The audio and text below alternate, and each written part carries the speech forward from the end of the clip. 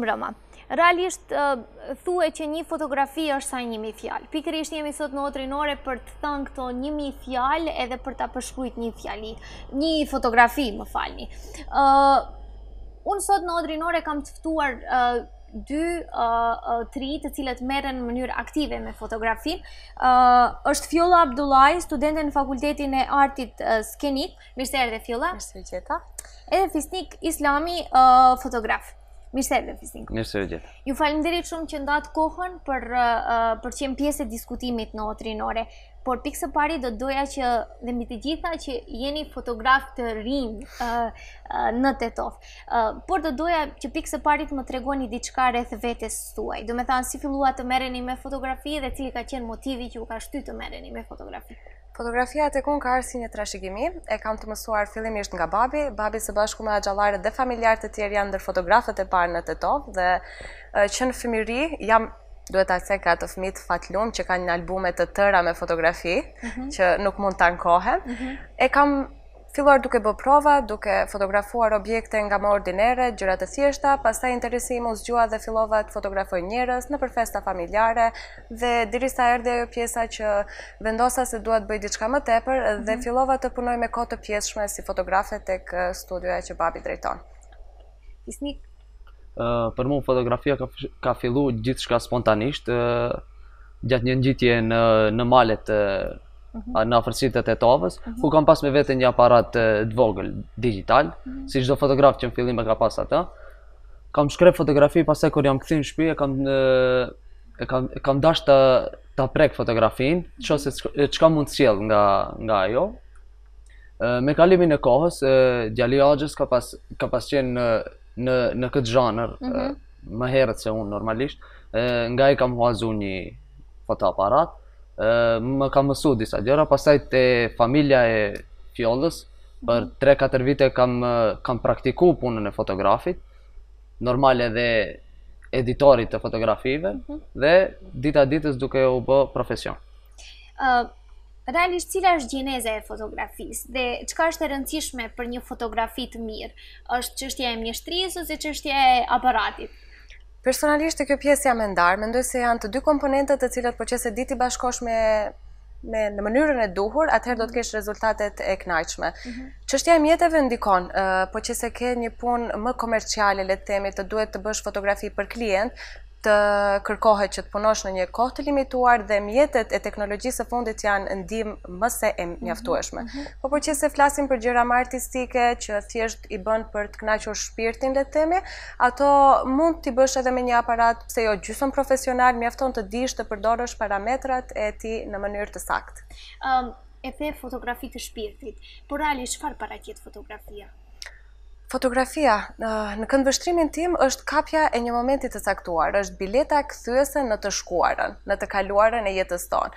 Ndoshta në këto moment nuk e vlerësojmë sa duhet, po pas disa viteve kur të them kokën prapa dhe të shohim atë moment, vetëm duke parë fotografinë, unë kam përshtypjen se mund të zgjojmë brenda vetes ndjenjat që kemi përjetuar në ato momente.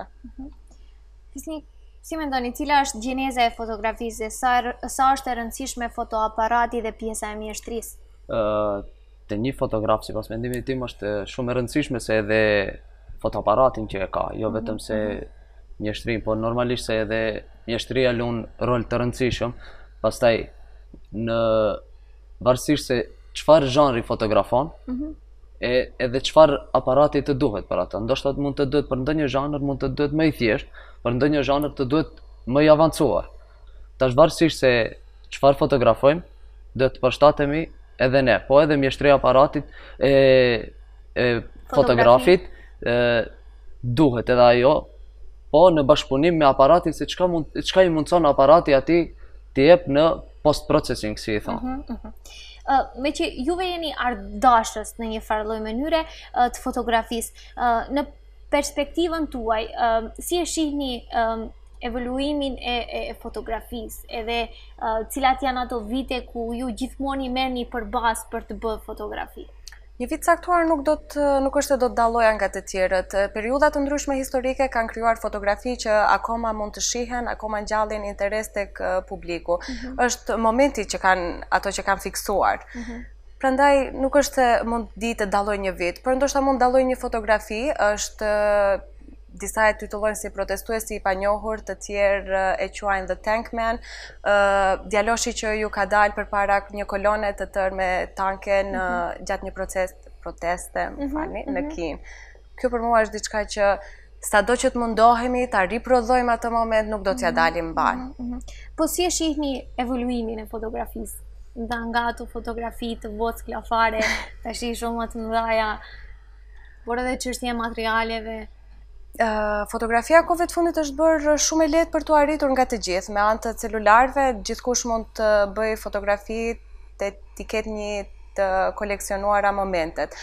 Evolimi i fotografisë mendoj që ka ardhur në mënyrë graduale, por pse jo, nuk do ishte keq ndoshta në periudha të caktuara t'ju kthehemi edhe teknikave që janë përdorur më parë, sepse ato teknika me vërtet tregojnë mjeshtërinë e fotografit, sepse kanë qenë më të vështira për të realizuar, në ditët e sotme teknologjia na ofron shumë gjëra të kemi pothuajse të gatshme, kurse mjetet që janë përdorur në periudha të kaluara janë më të vështira për të zotëruar. Si është evoluimin e fotografisë dhe a ka ndonjë vit ku ti gjithmonë e merr përbazë stilin, mënyrën se si janë bërë fotografitë edhe ti risjellësh në ndonjë mënyrë tjetër në 2018? Gjatë kësaj pyetje më kujtu vitin 1816 kur fillimisht ka fillu të ndërtohet fotoaparati, pastaj më kujtu kur kam fotografu Marubi dhe Shampici.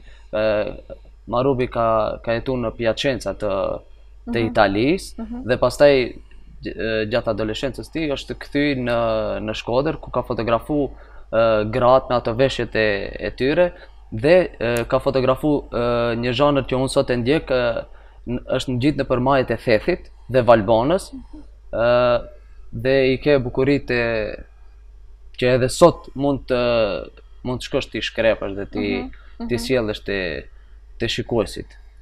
Ashtu është, po Fjolla, si e komenton thënien e një fotografi sa 1000 fjalë? Unë pajtojmë plotësisht me atë thënie, veçanërisht në zhanin që unë bëj, mundohem që më së tepërmi të kap momentet, nga që merrem me fotografimin e dasmave, të fëmijëve dhe së fundmi edhe me fashion photography, është tepër kuptim plot. Në disa raste kur një portret është i realizuar në mënyrë të mirë teknike, do të thënë ka kompozicionin, ka dritën e përkryer, ai portret flet. Veçanërisht syt e subjektit që ke fotografuar për mendimin tim flasin. Mjafton që vetëm dish ti lexosh ato. Fotografia jo vetëm me 1000 fjalë, mund shprehet, po mundet edhe me më shumë, nga qëllimi, përpikmëria, arritja, sfidat dhe si tha, kompozicioni dhe çka ke shkrep në fotografi. Prandaj, vetëm sa më të pasur që e ke fjalorin, me aq më shumë fjalë mund ta përshkruash një fotografi. E tani, kur jemi tek fjala edhe kur jemi tek komunikimi, juve komunikoni përmes shoqërisë me fotografi, megjithatë sa ju kuptojnë. E kam qëllimin sa kuptohet fotografia në shoqërinë tonë. Kur vjen fjala të si interpretohet një fotografi në shoqëri, unë do t'ja ndaja shoqërinë në 3 grupe. Janë grupi që kuptojnë plotësisht atë që ke desh të thuash, janë ai grupi që ka një këndvështrim ndryshe nga ajo që ti ke desh të përcjellësh dhe janë grupi që asnjëherë nuk do të pajtohen me atë çka ke realizuar. Sa u përket 2 grupeve të para, mendoj që i kemi në favor dhe duhet i mbajmë pranë. Janë njerëz që kuptojnë atë që ne kemi deshur të shfaqim, atë mesazhin kryesor, por ndonjëherë janë të dobishëm dhe njerëzit të cilët të njëjtën fotografi që ti e ke realizuar e kuptojnë nga një këndvështrim tjetër, nga jo mënyra se si ti ke desh që ta tregosh. Dhe mendoj që këta njerëz mund të ndihmojnë në zgjerimin e mendësisë në përgjithësi dhe jo vetëm teknikave të fotografisë. Dhe realisht e bukur e artit është që ajo mund të perceptohet dhe të kuptohet në mënyra të ndryshme nga gjithkush. Fisnik, si mendon, sa komunikimi yt përmes fotografisë kuptohet? Sa, do të thënë, përcillet në mënyrë të saktë mesazhi i fotografisë në shoqëri? Dikush e kupton edhe din ta shkruaj me ato 1000 fjalët që e kishim, dikush nuk mund edhe ta kupton. Prandaj i ndau mirë në 3 pjesë, personat që e kuptojnë, ato që din të thonë diçka dhe ato që as pak nuk din. Prandaj në shoqërinë time kam këto tre lloje shoqërish, me fotografët kur bisedojmë me ato kuptohemi shumë thjesht, shumë lehtë. Me një fotografi ja tregon se krejt çka mundesh ti lexosh një roman me një fotografi, domethënë. Po me atë grupin që nuk mund t'i kuptosh, atyre edhe një album të tërë me ja tregu kot. Dhe realisht si do të kishit mund që juve si fotograf të punoni në mbjelljen e kulturës për interpretim të fotografisë, për tu pa fotografia si diçka artistike, si diçka që tregon shumë më tepër? Mendoj që kjo punë kërkon kohë. Artet në përgjithësi në Tetov nuk është se vlerësohen aq sa duhet. Prandaj që ky art i veçantë, fotografia të arrijë në pikën ku të marrë vlerësimin e nevojshëm, besoj që do të shkoj edhe një periudhë e gjatë kohore. Por shpresa vdes e fundit. Shpresojmë dhe neve. Fisnik, si mendon? Si do të kishim mund të mbjellim këtë shpirtin artistik tek shoqëria? Padyshim se duhet kohë. Njëjtë sikur të duhet kohë për ta shkrep një fotografi, duhet kohë edhe për ta arritë këtë efektin te bashkëqytetarët tonë. Po mendoj se gjatë me kalimin e kohës, shpresoj se do vi. Do vi dita. Do vi. Shpresojmë dhe neve, ngelem në shpresa, por të shpresojmë dhe këtë radhë. Fjolla, do të bëj një pyetje shumë direkte. Përse bën fotografi? Do të thënë, të buron nga shpirti, është diçka që e bën me paramendim, është diçka që ndodh gjatë kohës kur ti ec, kur ti je në studime, kur je duke ndetur, sheh diçka që të le përshtypje, do të thënë, nga se vjen? Kjo është pyetje interesante që më bëjnë shpesh. Shumë njerëz mendojnë që e kam të imponuar nga familja, por në fakt jo, është një ndjenjë e veçantë. Shpeshherë ndodh që mundohem të planifikoj një set fotografik të tërë, jo konceptin, modelja, vendi, e tjera si këto, por kur shkojmë te lokacioni gjërat nuk ecin mbar. Dhe ka nga ato rastet e tjera kur në fund fare kam fotografi fantastike që mund të shpërndaj me të gjithë. Është ndjenja, ndikon vërtet tepër emocioni që të përcjell ai momenti i caktuar. Ajo gjëja që do shohësh. Pa mos qenë qëllimshme nuk mund t'i them unë për mendimin tim fotografi, pasi që unë bi në gjumë me qëllimi që të ngrihem mëngjes dhe të shkoj të kap fotografinë. Tash ajo nëse del ashtu si dua unë, është krejt ndryshe nga ajo që del. Mund krejt ndryshe të jetë atje se sa që ke prit. Okej, do të thënë pritshmëritë janë nga më të ndryshmet me që ke të bësh me natyrën, edhe natyra i ka... Ajo që vjen është spontane, po qëllimi është patjetër dhe të ketë një qëllim kur nisesh për të fotografuar. Si mendoni, si cilësohet fotografia nga njerëzit? Po flasim konkretisht për Tetovën, me që fjolla pak a shumë juve keni një studio, studio Hana, nëse nuk gaboj. Dhe çdo ditë bisedoni me njerëz. Si cilësohet fotografia nga njerëzit dhe cila është vlera e saj në jetën shoqërore? Fotografia ka vlerë në fakt, po sa vlerësohet këtu tek ne është e vështirë. Shpeshherë në jetën e përditshme, duke kontaktuar me klientë nga më të ndryshmet, ka pas nga ato raste kur njerëzit më kanë thënë, po ti vetëm do klikosh një buton edhe do bësh sa shkrepje. Pse gjithë këto gjëra të tjera? Mundohemi që t'ua qartësojmë, mundohemi që t'ua tregojmë, por ndonjëherë na has shara ngosht. Edhe është e kohë që të mundohesh të bindesh njerëz të tillë. Po ka nga ata që e vlerësojnë dhe që e vlerësojnë mirë, e vlerësojnë ashtu siç duhet. Shpresoj që të shtohen njerëz të këtij lloji. A ka njerëz të cilët vinë në studio me një ide të tyre se si do duhet të realizohet një fotografi? Po them me një ide bazike, sepse nuk besoj që mund të jetë aq profesionale. Profesionale nuk është, por ndodh që kanë parë çfarë ne kemi realizuar më përpara dhe vinë kërkojnë unë dua foton si kjo që ke bë këto. Okej, po them, ne do shkojmë në të njëjtin lokacion, do marrim të njëjtin setting të dritave. Por varet edhe nga ju. Sa bashkëpunues do të jeni ju me ne, që ne të arrijmë një rezultat të njëjtësjaj, po asnjëherë nuk mendoj që bëhet e njëjta gjë dy herë. Do ketë një gjë ndryshe, një gjë që do ta veçoj këtë nga ajo. Pikërisht, dhe kjo tregon që çdo fotografi është unike në mënyrën e vet. Fisnik, si mendon, sa vlerësohet fotografia nga njerëzit sot dhe cila është vlera e saj në shoqëri? Edhe në këtë rast ka tre lloje njerëzish që ata që e kuptojnë, ata që nuk din të kritikojnë dhe ata që nuk e kuptojnë fare. Tash nuk respektohet aq shumë këtu te ne. Unë sa kam has me personat që kam has, unë nuk respektohet aq shumë fotografia, se mendoj se është just të presa button. Nuk është vetëm të shtypësh butoni pasi ka edhe ajo sakrificat e veta. Val, kur jemi tek fotografia, por nga ana tjetër edhe tek teknologjia, si ka ndikuar realisht teknologjia në zhvillimin e fotografisë, megjithatë në vlerën e saj? A mendoni që teknologjia disi ka zhvlerësuar fotografinë, sepse më përpara fotografia ka qenë shumë vështirë që të bëhet dhe ka pas ndoshta një vlerë shumë më të madhe, kurse sot ajo bëhet përmes telefonave që qëndrojnë për ca muaj dhe më pas fshihen. Zhvillimi i teknologjisë e ka lehtësuar fotografinë që të jetë e përhapur në masë, është vërtet. Nuk do të thojë që ka zhvlerësuar fotografinë, po ka zhvlerësuar fotografët ama, sepse të gjithë ata që marrin vesh ose është një princip i thjeshtë, gjërat e mira marrin kohë që të realizohen. Pra, edhe një fotografi që të jetë unike, që të jetë me vlera dhe që të zgjojë ndjenja edhe pas disa vitesh kur të shihet, duhet të marrë kohë në procesin e saj të realizimit. Selfie të ndryshëm, ose fotot me miq, fotot nga vendet që vizitojmë që i bëjmë me celular, edhe ato janë mjaft të bukura për qëllimin që janë kryer.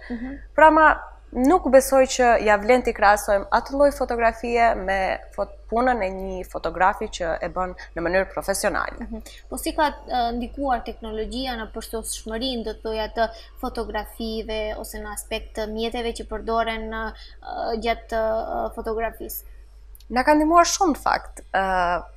Ditët e sotit, fjala e fundit e teknologjisë, modelet e fundit që vetëm vazhdojnë dalin të reja dhe më të reja nga kompanitë më titullare në punën e fotografisë, vërtet që të ndihmojnë të kesh lehtësira të mëdha në punë, të realizosh gjëra që ndoshta disa vite më përpara do t'i kishe shumë më të vështira.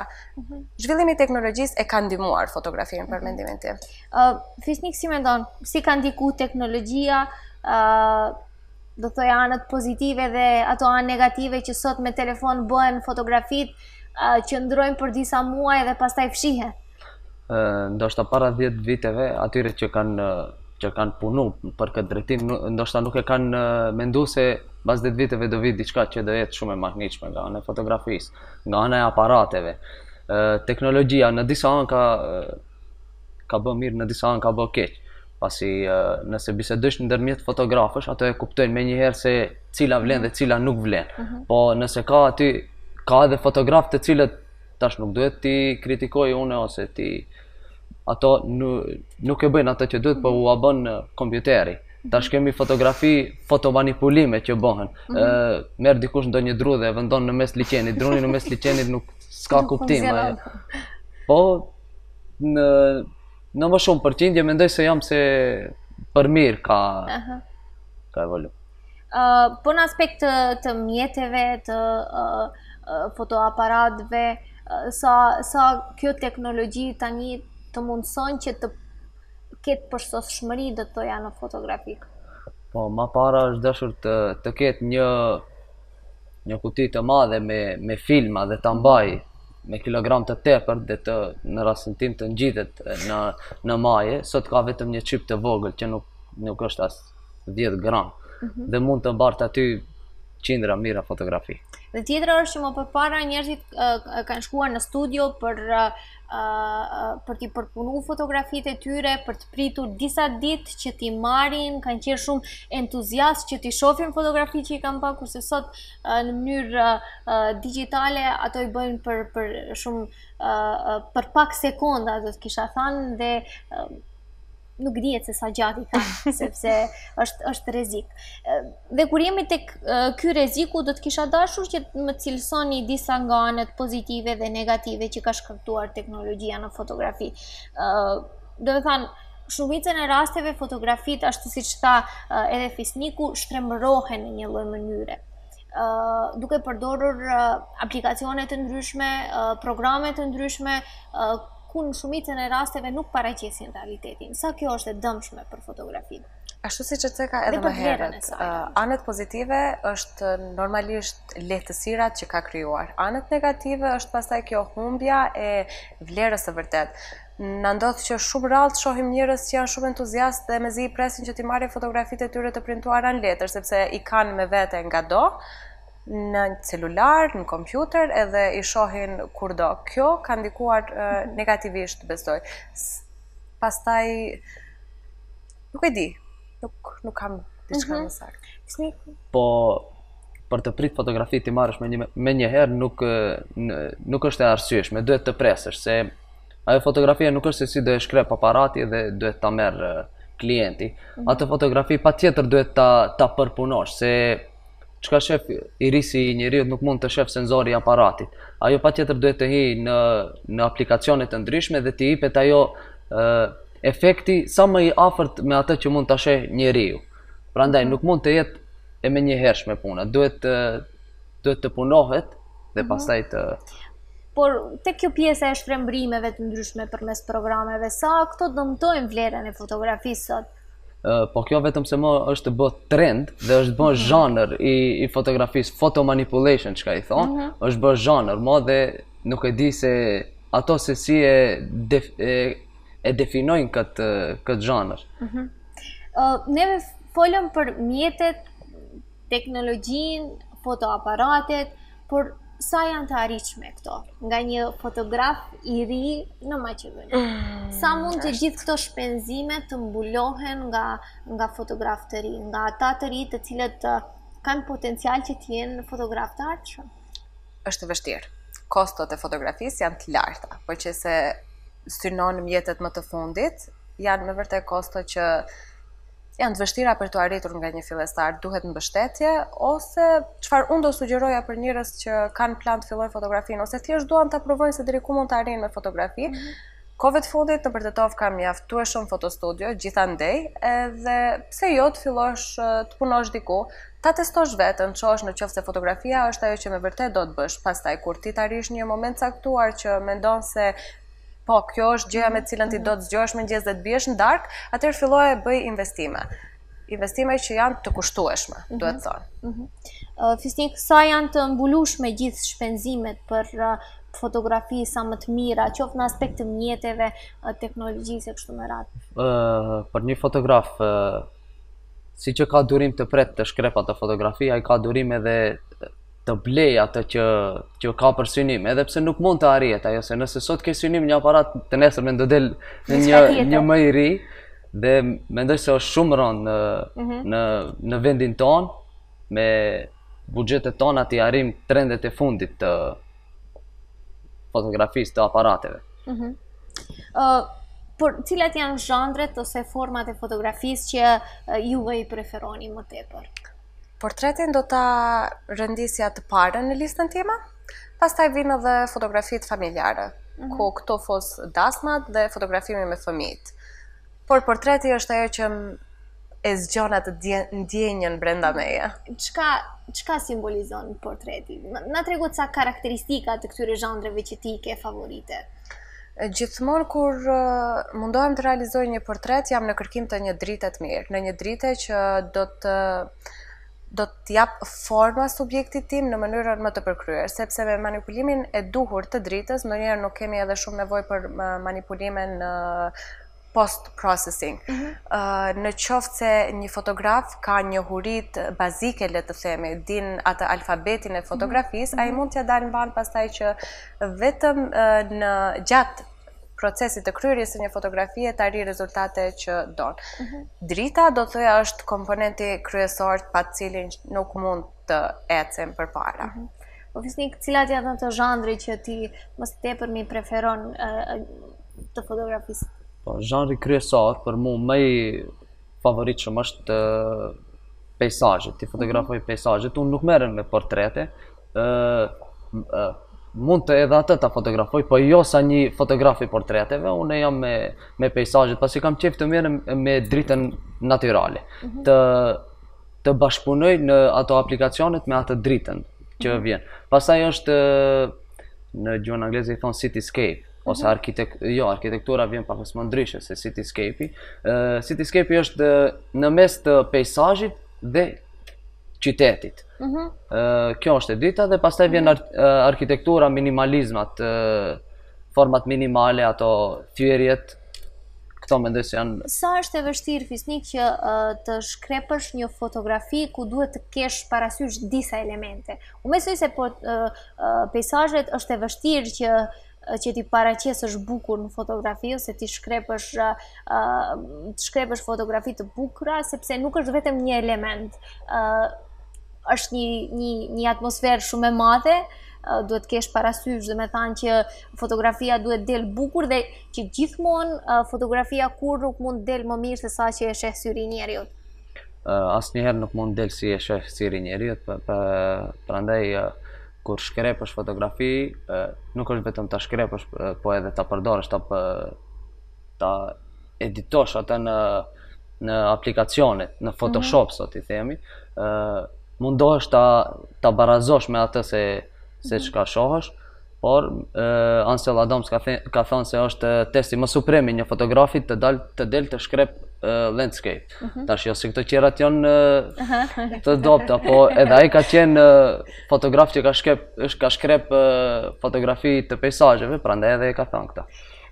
Çdo fotografi, siç e përmendëm, është unike në mënyrën e vet, prandaj do të kishim që t'i ndajmë vlerat në mes zhandrave të fotografisë. Megjithatë, a ekziston një lloj plani, ndonjë ide, ndonjë lloj organizimi nga fillimi i fotografisë e gjerë në fund?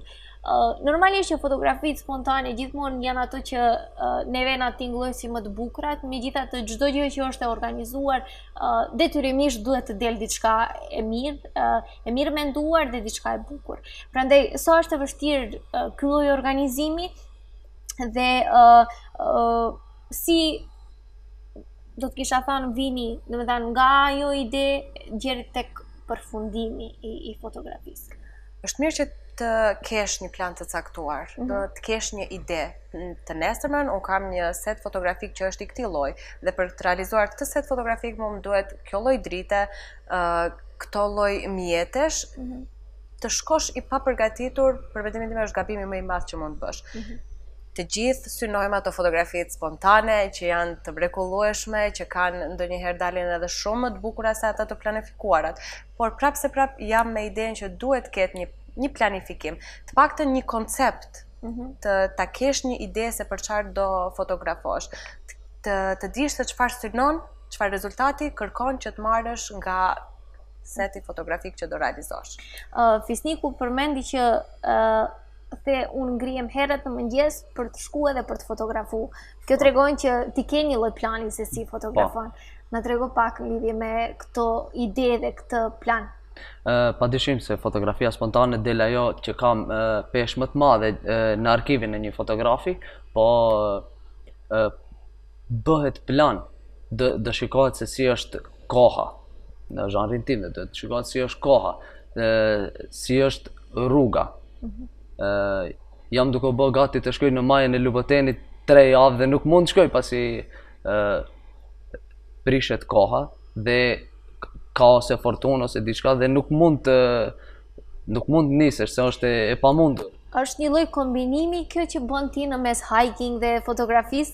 Po hiking, tash bjeshkataria në këtë rastin tonë, se alpinizëm nuk mund t'i themi se alpinizëm është diçka më e madhe, bjeshkataria të hecë për mua është thuaj se me fotografinë aty. Vetëm se fotografia ka durim më të madh se hikingu. Hikingu mund të shkosh dhe të vendosh çadrën dhe të biesh, të flesh, po fotografia do të ngjitesh aty ku duhet dhe të fotografosh, të shkrepësh atë çka të duhet. Çfarë bën një fotografi të paharrueshme nga këndvështrimi juaj? Momenti, ndjenjat, emocionet që ajo ka fiksuar. Ndoshta edhe për shkak të llojit fotografisë që unë bëj, po këtë bindje kam. Fisnik? Padyshim se momenti është vendimi kyç për ta thënë. Po sa e rëndësishëm është Photoshop dhe programe tjera në editimin për formën finale të fotografisë të tërë? E ceku edhe më herët Fisniku që kohëve të fundit Photoshopi është bërë trend edhe klientët kur vijnë gjithmonë janë me këtë kërkesën që a do të më editosh me Photoshop fotografi se dua të më heqësh ca kile këtej, këtë puçrën, këtë flokun e gjëra të këtij lloji. E kanë dëgjuar Photoshopin dhe e kërkojnë. Është i domosdoshëm në fakt. E tham që irisi i njeriut mund të shoh shumë më mirë se sa një senzor i një aparati fotografik dhe ne gjithmonë jemi në kërkim të një fotografie që të jetë sa më afër reales. Prandaj programet për fotoeditim janë të nevojshme. Megjithatë sa ato shprehin realitetin, sa ato shprehin një histori të realt pas asaj fotografie. Po që se realizohen me mjeshtri, me kujdes, pa kaluar caqet e reales, mendoj që nga syri i thjesht i dikujt janë të pakuptueshme. Fisnik, si mendon? Sa është i rëndësishëm Photoshopi dhe programet tjera në editimin e fotografive? Photoshopi është pakës e keq kuptojnë njerëzit punën e Photoshopit, se nuk është Photoshopi diçka që do bësh manipulim aty ose do bësh diçka që nuk mund ta merr me mend njeriu. Ta vendosh si thash pares, ta vendosh drunin në mes liqenit nuk ka kuptim. Po të shkosh nëse ke fotografu dhe te qielli aty ka ndonjë vijë ose drita nuk ka ardhur ashtu si duhet nga aparati dhe syria ka pa ndryshe, ti do shkosh dhe ja japësh atë dritën pakës më të madhe asaj. Prandaj, mjeshtëria është puna kyçe që duhet fotografi ta bën nëpërmjet Photoshopit dhe jo ajo që sot ne njohim Photoshop dhe kur e përmendin termin Photoshop na bjen mendje manipulimet. Po si mendoni, sa fotografit vlerësohen në shoqërinë tonë paka shumë e diskutuar. Megjithatë sa ka mbështetje për fotografët e rinj, qoftë nga institucionet shtetërore, nga Ministria e Kulturës, nga institucionet qeveritare në krijimin, në përgatitjen e fotografëve në Maqedoni. Për të qenë sa më sinqert në përgjigjen që do jap, nuk është edhe se jam interesuar të kërkojnë në qoftë se ekzistojnë departamente të caktuara të cilët japin ndihma për fotografë të rinj. Por me aq sa jam e informuar, nuk di të ketë një qendër, le të themi, ose edhe thjesht një klub fotografie, ose një shoqat fotografësh që të ndihmojmë njëri tjetrin, sepse shpeshherë kjo gjë keq kuptohet. Fotografët mendojnë që në mes veti duhet jetë ajo konkurenca e lartë edhe jemi armiq. Jo, në fakt ne jemi miq të njëri tjetrit sepse kemi një qëllim të caktuar, është fotografia ajo që na ka bashkuar. Prandaj pse të mos i ndihmojmë njëri tjetrit edhe brenda vetes, sepse mendojnë në këtë mënyrë mund të arrijmë që të mbledhim pastaj edhe njerëz të tjerë të na mbështesin në punën që bëjmë. Fisnik, sa mendon se ka përkrahje institucionale për fotografët e rinj? Nuk kam dëgjuar të ketë ndonjë përkrahje nga ndonjë institucion, vetëm se ne kemi iniciativat tona kur bashkohemi dhe krijojmë ndonjë grup. Për shembull, dhe pastaj nëse ndonjërit i duhet diçka, ne do i ndihmojmë. Prej anës komunave ose shtetit, nuk kam dëgjuar ndonjëherë se ka ndonjë që jepet ndonjë ndihmë për ndonjë fotograf. Vetëm se ndoshta ka apo dikush e merr buxhetin dhe humbet. Dhe gjithmonë problematika është tek informimi, se pse mos të ketë informim për gjithë qytetarët e Maqedonisë, por dhe me tendencë të veçantë të jenë, domethënë target pikërisht këta fotograf të rinj, të cilët kanë potencial për të qenë fotograf në vend. Megjithatë, si mendoni, sa fotografia është reprezentuese e kulturës së një vendi? Sa ajo ndikon në shpalosjen e historisë, sepse është jashtëzakonisht e veçantë mënyra se si një fotografi mund të përshkruaj pikërisht ato një fjalë. Mendoj që në këtë pjesë Fisniku mund t'jap një përgjigje më të saktë, nga që lloji fotografisë që ai bën është pasqyra më e mirë e bukurive natyrore që ne i kemi, por nga që nuk kemi marrë mundimin të eksplorojmë shpeshherë dhe nuk i dimë dhe nuk i vlerësojmë. Por edhe fotografitë zhanreve të tjera, fotoreportazhi për shembull është shumë i rëndësishëm. Njohim fotografi që kanë bërë xhiron e botës, që janë të momenteve historike, se di, ndoshta fjalime nga lider të mëdhenj, gjëra të këtij lloji, luftra të ndryshme. Tek pjesa e promovimit të një vendi me anë të fotografisë mendoj që më së shumti bën pjesë fotoreportazhi edhe pse jo edhe landscape-i. Sa është e rëndësishme pikërisht fotografia në tregimin e historisë? Thuaj se dikundit të 30% e historisë Shqipërisë të shekullit 19 është shkruar është përshkruar nga njerëz të cilët i kanë parë fotografitë e Marubit dhe Shampicit. Mendoj se është shumë e rëndësishme fotografia, prandaj sot ne çfarë shkrepim, unë në punën time që shkrep nuk e besoj se do vi rezultati me njëherë nesër, po ndoshta pas disa viteve mund të ketë ndonjë përshkrim për atë fotografi, ndoshta një 1000 fjalë për fotografinë që unë e kam shkrep. A mendoni që në Maqedoni ka shkollat mjaftueshme, disiplina studiimore të mjaftueshme në profesionalizimin e të rive në lidhje me fotografi? Ose qoftë dhe në aspekt, do të thënë, të institucionalizuar, të ketë muze të fotografisë ku njerëzit do të mund të shkojnë dhe të njihen me të vërteta dhe me realitetin. Sa i përket shkollimit, është shumë i limituar, po kohëve të fundit ka qendra të cilat organizojnë kurse të ndryshme, disa mujore që kam parë shumë njerëz që ju kanë ndihmuar. Unë personalisht gjithashtu kam ndjekur një kurs në Prishtinë për fotografinë. Janë të dobishme, por ndoshta kemi nevojë edhe për një shkollim më akademik ta quajmë, një program studimi universitar për fotografinë, po edhe për artet e tjera të perfeksionohen edhe i çik më tepër se nuk është e mjaftueshme. Për muze nuk e di në qoftë se ka, po për kurse, si tha, duhet shkosh në Prishtinë. Këtu te ne nuk ka. Mendoj ka, po nuk e di edhe kush i mban, nuk e di kush janë, nuk kam dëgjuar se ka. Ka disa fakultete që hapin një herë në 4 vite, hapin në drejtimin e fotografisë ose kamerës. Por edhe atëherë ndoshta nuk ka shumë student dhe ato lihen anash. Prandaj nuk mendoj se është marrë shumë seriozisht në këtë drejtim këtu në vendin tonë, për fat të keq.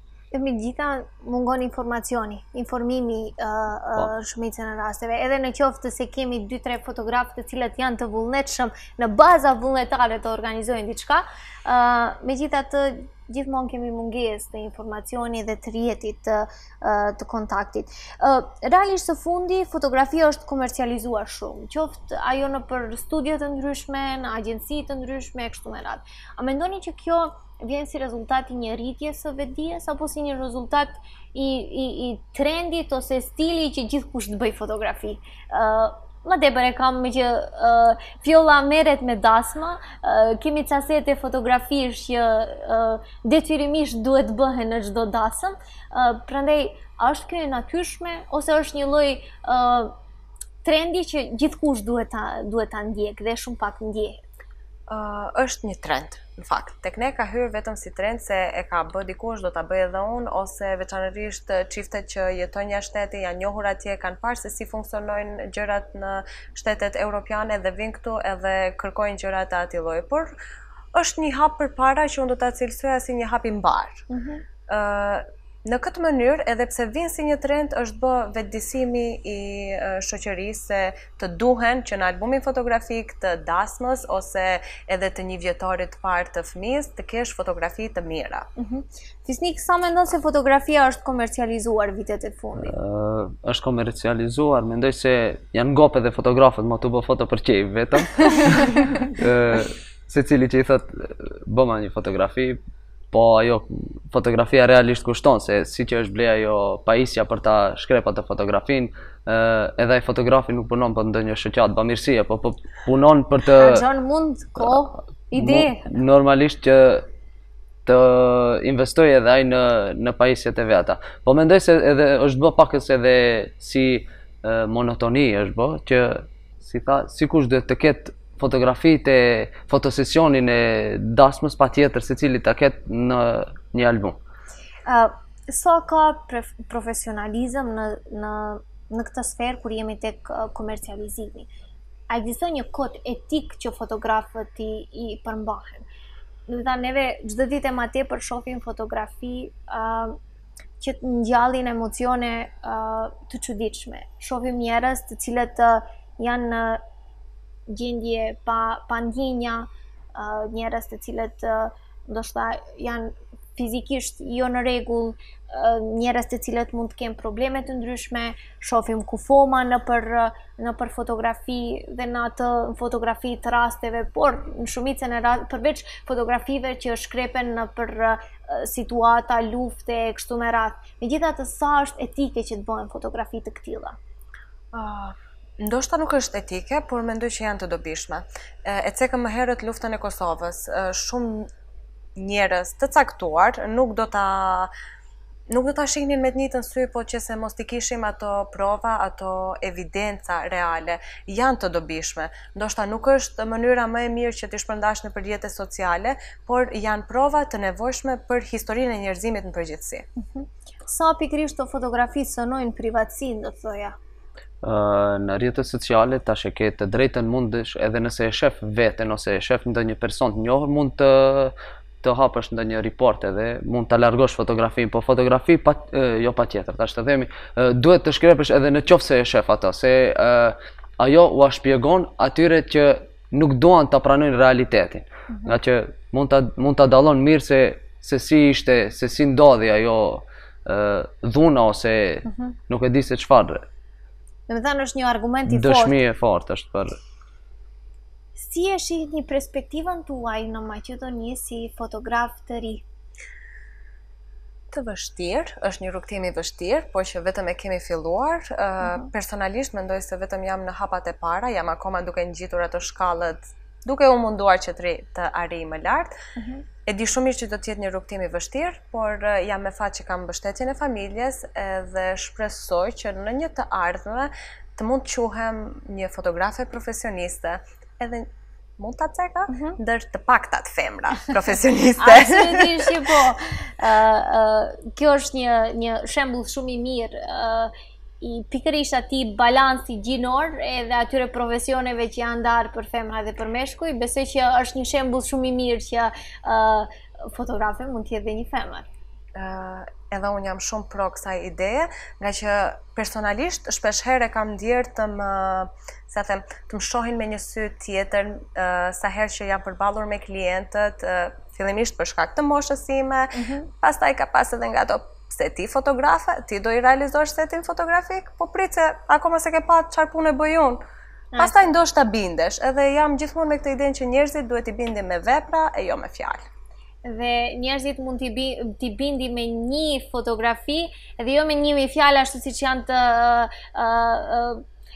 thënë se gratë flasin shumë. Do me thanë, neve mund flasim edhe më fotografi. Pse jo? Dhe gjithmonë fotografi në kuadër të etikës, në kuadër të fotografive artistike dhe mjaft të bukura që flasin realitetin. Fisnik, si e sheh perspektivën tënde në Maqedoni? Do të ngelet fotografia si diçka si një hobi, ose shpreson që edhe më tepër gjithmonë të ketë hapësirë për profesionalizëm? Faktit nuk i dihet, po padyshim se është shumë e rëndë këtu, shumë e vështirë për të arritur atë çka unë synoj, po nuk e mendoj vetëm se mund në vendin tim të shkrej fotografi, po shpresoj se edhe jashtë vendit tim. Mendoj të jem një ndërkombëtar në fotografi. Ka shumë tjerë, nuk mund të azo vendin unë askuj, secili e ka atë veten, secili e ka llojin e tij, llojin e veçantë, me të cilën e karakterizon atë si fotograf. Mendoj të jem fotograf evropian dhe jo vetëm në vendin tim. Në fakt, kur dëgjojmë motive të këtilla, motivohemi edhe më shumë që të mbledhim sa më shumë të rinë në këtë otë rinore dhe të jetë një hap i mirë, do thoja, për gjithë të rit. Unë ju falenderoj shumë për kohën që ndat, që t'jeni pjesë e odës rinore dhe t'jeni pjesë e diskutimit në lidhje me fotografinë. Unë nuk mundem gjë tjetër përveç se t'ju uroj shumë sukses, gjithandej sepse definitivisht neve shqiptarët, edhe pse nuk do doja që të personifikohemi në mënyrë të generalizuar, megjithatë kemi treguar shumë sukses, edhe pse mos të tregojmë dhe sukses në fotografi. Kështu që ju falenderit shumë që ishit pjesë e odës rinore. Falenderit edhe juve. neve folëm dikund ma shumë se 1000 fjalë, prandaj do të lëm që fotografit e fjollës edhe fisnikut t'ju tregojnë historitë e bukura, t'ju tregojnë sakrificën e tyre për fotografi dhe të ndryshe për ata që ndoshta edhe nuk ja kanë qefin shumë fotografive, shiqojnë diçka të bukur. Ju falenderit, natën e mirë.